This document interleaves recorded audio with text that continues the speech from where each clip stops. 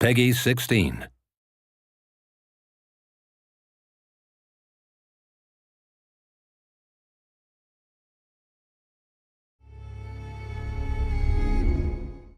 Hello world, I'm Patricia, and this is... Hi, I'm Dom, He is our... campaign designer. Yes, and we're from Creative Assembly, and we are about to do a Let's Play video on the campaign map.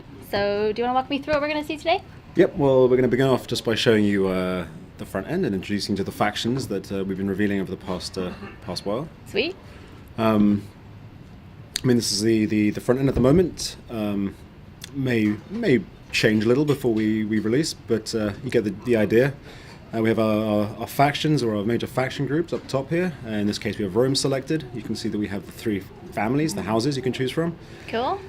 Now, each major faction, that is Carthage or Rome, or each faction group, Eastern Empires, Britannic tribes, Gallic tribes, successor kingdoms, and Germanic tribes, have a sort of a unifying faction trait. Now, in the case of the Romans, they get this little experience gain rate boost to their heavy infantry, and they get some food production bonus across their provinces. Everyone likes bread. Everyone likes bread, and circuses. Yeah. And then these remaining three traits are actually specific to whichever faction or family you pick. So in the case of these guys, the Cornelia, we have they're great administrators, obviously important statesmen within Roman politics, so you get a little tax bonus. They're very fond of Greek people, so you have this little Philhellenic diplomatic bonus with all Greek factions. Sweet. But also they're a bit up themselves and don't care much for the little man, so they get some public order issues in their regions and provinces. Some riots going. Now Julia, which is Caesar's house, of course, again they'll have the Roman legions and the bread and circuses, but they also have a Romanization bonus, which means they can convert provinces to Latin culture a lot faster than the other two families can. Countered by their drawback, which is the fact that no one really likes them because they're so keen on crushing everyone's everyone's culture, that they get some penalties to public order there.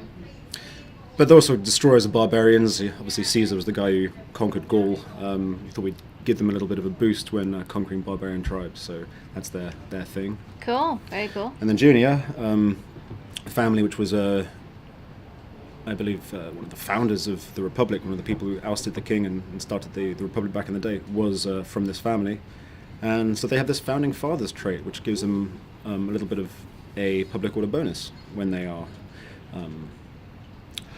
there's a strong Latin culture presence in their regions. Not very good on the political scene, so they have a bit of a penalty. It makes it a bit harder to play as them if you're looking to make friends in other factions. But like I say, you have this little bonus to your own territory, so you're all right. Not very good at making friends then. And they were sort of agrarian, like reformists, so they get a bit more cash from their farms, which is all good. And yeah, I mean, you can see something similar with Carthage. We have the Hananids, the Magonids, the Barkids, and they all have similar things. So they'll have two traits that are common to them, and then the rest will sort of change. And now we have different victories as well, right? We do indeed. So everybody has a military, an economic, and a cultural. Yep. So That's here, pretty cool. Military, control X amount of settlements, maintain a number of units, research military technologies. In the case of the Carthaginians here, they have the additional fact they need to maintain naval units rather than just any old unit, because they were known as a naval power. So that's very important. And then the economic victory, trade relations, very important. You need to hold the resources. You need to be making a lot of money to win. Research civil technologies. So would you say some victories are harder to do than others? Or are they just styled differently? Well, I think it depends how your campaign evolves. The fact is, you're not actually tied into any one victory condition. You're sort of playing along. You might be thinking, I'm going to crush my enemies, and you're going for it. And then along the way, you think, well, I'm actually having a very hard time of it, but I'm making a load of cash. Yeah. And I have all these important resources, and I've got these regions, so maybe I'll just consolidate and see if I can't win another way. Yeah, cool. Then, that's cool. Are we going to take a look at the campaign map a little Let's bit? take a look. Yeah, we're going to look at a Carthaginian campaign we've got going on. Good. I'm quite excited to play Germanic, actually. Should be good. Why so? I don't know. I'm not sure. They actually have the coolest agent belongs to Do the they? Germanic. their version of the dignitary is this staff bearer, kind of bit of a witch, really. And she has this Oh, cool. awesome cloak with like skulls and Yeah. feathers, and she's awesome. See, I really like their type of style. I don't know, it sounds a bit silly to pick a faction just from the style that they had, but I Well, no, like when them. when this dignitary agent went in, I basically looked at him like I would play this just so I could walk around with her, and here we are. We are get this control. We are looking at we're in Mauritania here. So we sort of started all the way down here. This is Carthage, our capital. Cool.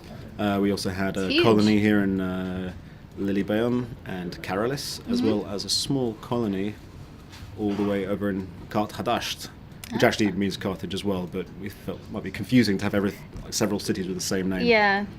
Now you'll Love it. notice, or people out there, keen-eyed people will notice that, actually no, you won't notice because obviously we've been playing for a while here, but yeah, in the start pause originally we gave this territory to Carthage, Oh, right. but we kind of adjusted it now, so we, rather than giving them the entire north of Africa, they're an interesting faction to start with because they're spread out. So here they have Carthage, they're here, and all the way over in Spain. It's a lot to manage in very different areas. You've got to really make sure you don't get overwhelmed by people. Run me through some of sort of the inner workings of a city, and maybe we can take a look at some of the politics, some of sort of the, behind the scenes things that may happen after a battle or before a battle. Well, what you're going to see here is we have an entire province, the province of Magna Graecia, which we've conquered both from the Romans and from the poor fellows of Syracuse. And by selecting one of the settlements here, you'll see we bring up the entire province panel. If we didn't own all the settlements, these would be sort of blocked out, and we need to get visual confirmation to be able to get sort of spy information on these places, see what's cool. inside them. But as you can see, we've got a lot going on here, and we're currently running an edict. This is the Stimulate Trade Edict, which gives a considerable boost to all your income from markets and trade ports. Obviously, it's you can't run these edicts unless you own the entire province. So if I say go back to Carthage, I just have the one settlement. I can max this out as much as I want, but unless I secure control of the other regions here, I'm not going to be able to just boost it with that extra bit of that extra sweetener that is the edict. So here, obviously, we want to make money.